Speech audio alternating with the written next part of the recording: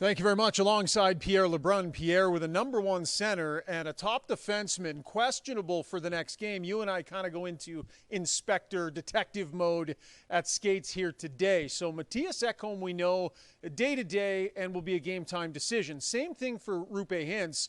Both players were on the ice today. Let's start with Hintz.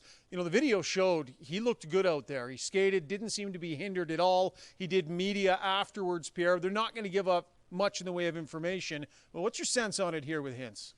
What I sense is he obviously wants to play in Game 4, but I also heard some hesitation in his voice when we talked to him after practice. He doesn't know. I think this is genuine. He doesn't know how he's going to feel in warm-up before Game 4.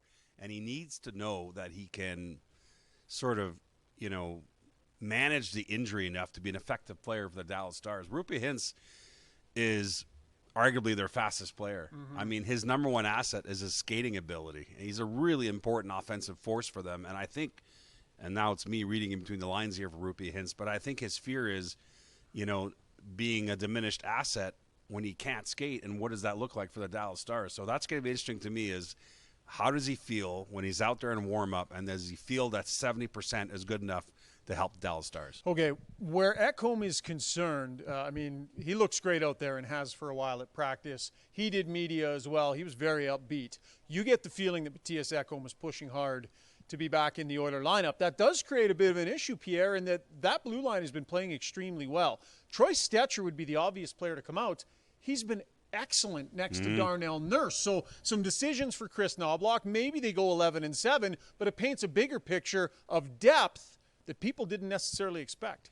Yeah, I mean, if you go back several months here, and I know you did certainly in your podcast talk about it a million times, but the Oilers' blue line is an area that people looked at early in the season. The Oilers struggled defensively early in the year, and it was obvious that GM Stan Bowman was going to go out and bolster that blue line. But I think what surprised me, and maybe you and maybe others, is that where I thought he might go out and try and get more of a shutdown guy, a defensive defenseman, he actually doubled down on getting more puck-moving guys. So I sat down with Stan Bowman today for a piece I'm going to write in The Athletic, but he talked about how he felt getting more puck movers, like a John Klingberg, like a Jake Wallman, would actually help accentuate getting the puck up to your firepower up front. That was the vision that Stan Bowman had. Is he understands why people thought we need to be better defensively, go get a shutdown guy, but getting the puck out and improving your transition game is actually where he wanted to invest his energy. And listen, the results are what they are with Wallman and Klingberg. Well, really, really good. Rather than rounding yourself out, lean into what you're already really good at. It was a great strategy, and it's working out. We'll see if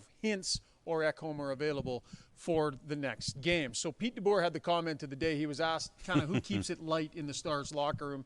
Kind of said, I don't think we're a light, fun bunch necessarily. And then harken back to a memory involving Joe Thornton. I'll let you pass that story on, Pierre. But bottom line, how do you see this Stars team reacting to the pressure? Because it is a big, big game in 4. Yeah, he was referring to the Pittsburgh-San Jose Cup Final from years ago where Joe Thornton and Brent Burns on an off day were caught on film walking down the street with their shirts off. But if you know Joe Thornton, that's just another day ending in Y. But that was a very loosey-goosey San Jose Sharks team because of the characters in that room. That's not this team as much, although Tyler Seguin's a pretty funny guy. Jamie Benn can keep the guys loose. What I would tell you is this. The Stars haven't been in a situation like this where they're feeling like their season's on the line in Game 4. And in some ways, I believe it is, by the way. I think the Stars have to win Game 4 to make this a winnable situation for them in the Western Conference Final. I go back to the first round, a series I covered. Gabriel Landeskog is coming back in Game 3, and the whole building's going berserk in Denver. It's one of the most electric atmospheres I've ever seen. I remember looking around and talking to everyone saying there is zero chance the Dallas Stars can win this game tonight. Right. There's too much, lined up against them, and wouldn't you know, Dallas wins in overtime. They're a resilient bunch. They can come up and play their A game just when you're starting to count them out. So I'd be careful to write off the Dallas Stars. They need to get better at starting games, though, Pierre. Once again, scored on first, and that has been a trend for the Dallas Stars so far in these playoffs. We'll see if they can get the first game in game number 4. One of the things that impressed me about Chris Knoblauch, Pierre, was this team knew they needed to get better at hanging on to leads, right? They'd blown some leads through these playoffs. Lots of teams had. So you're going into the third period of game number 3 with a 2-goal lead. And I love the fact that Chris Knoblauch sent the signal that the Oilers were not going to be laying back, trying to defend the lead, because he put 97 and 29 together on a line and got aggressive. That sends the signal, we're not sitting back.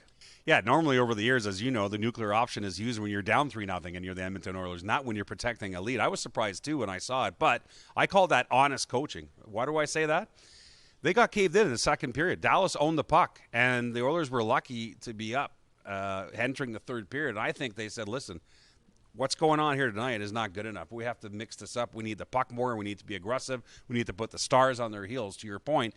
Boy, did that ever happen in that third period. Let's talk about the goaltending matchup. So the Oilers with the advantage, the Dallas Stars with the advantage coming into this series, much like last year. You know, Ottinger very much was given the nod ahead of Skinner by all of the pundits, yet it's multiple years in a row here where Stuart Skinner has gotten the upper hand in this head-to-head matchup. We chatted with Jake Ottinger today. Stuart Skinner's done some media. He's as relaxed, you know, considering the pressure as you know, he can be. This is a fascinating one, Pierre, and another year where it's going in Skinner's direction. Well, first of all, both these goalies in this series are two of my favorite goalies in the league because they're just happy-go-lucky guys. Accessible. So easy to be around. They're beloved by their teammates. I will say this, Jake Ottinger, he's not going to let what's happened so far in this series bother him. I know that that's what you're going to hear. That's what Pete DeBoer is going to say. It is absolutely accurate and genuine that the Stars feel that way about Jake Ottinger. He's the last guy they're worried about. He's going to bounce back. He's always shown that he can. He's not the part of the story where the Dallas Stars are concerned. The Dallas Stars are concerned that they're not having depth scoring from a team that on paper is supposed to be the deepest in the league up front. They're not getting enough guys scoring goals. That's the story still in this series. Jason Robertson got his first on Sunday. Does that open him up? You know, this is the Stars' leading scorer the last 3 years who hadn't scored the entire playoffs since he came back from injury.